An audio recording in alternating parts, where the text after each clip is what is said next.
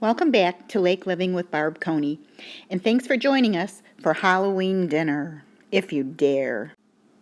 We had dinner on our front porch. It was gruesome and eerie. I don't have any... did not have creepy china or anything that I thought was suitable. So I bought these plates, paper plates at Walmart, which I refuse to use paper plates. I used my chargers. My mother gave me these. Aren't they beautiful? I put a white plate and then I just cut out the skull. And I just thought it was super creepy and added a sense of ambiance as you entered. Help me! Help me!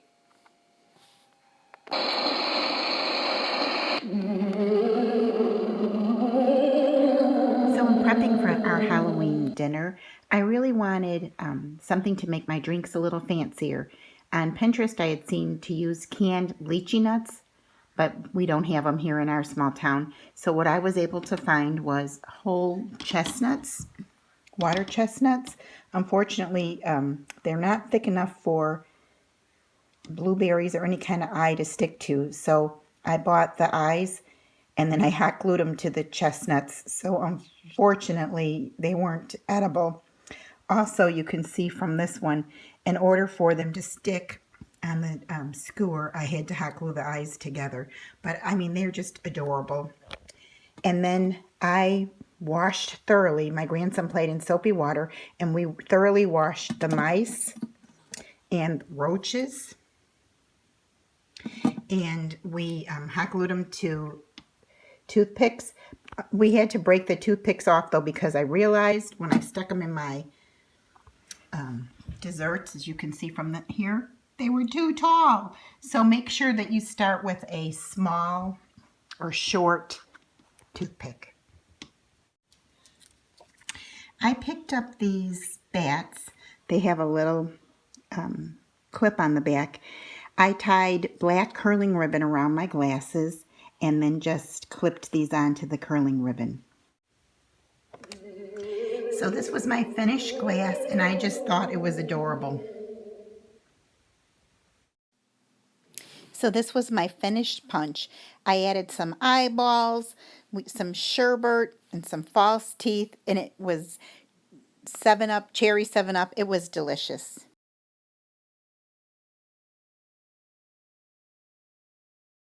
Picture above my dining room with black sheet, and then I put this creepy mask that I got from the Goodwill a couple years ago, and look what he does.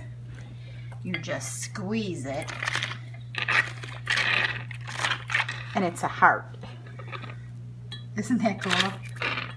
I just can't wait for my guests to arrive, if they dare.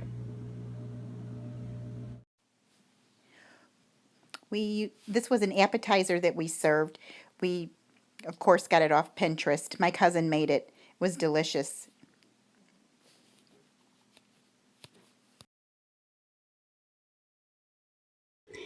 So my nephew recently got engaged to the most wonderful girl named Stephanie.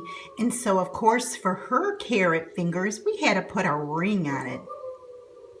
These carrots tasted delicious.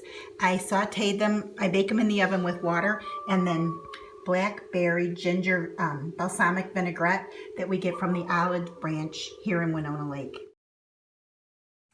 So here's my skull and foot that I'm serving at dinner today. I forgot to take pictures when I was shaping it. So now I'm just placing bacon over the skull and I'm starting to decorate it with the onions. And here's my example of how I'm shaping it.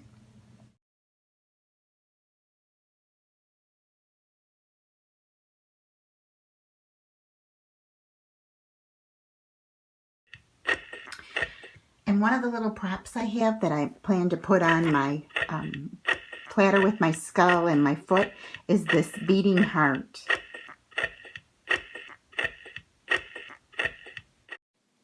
Thanks for joining us for dinner.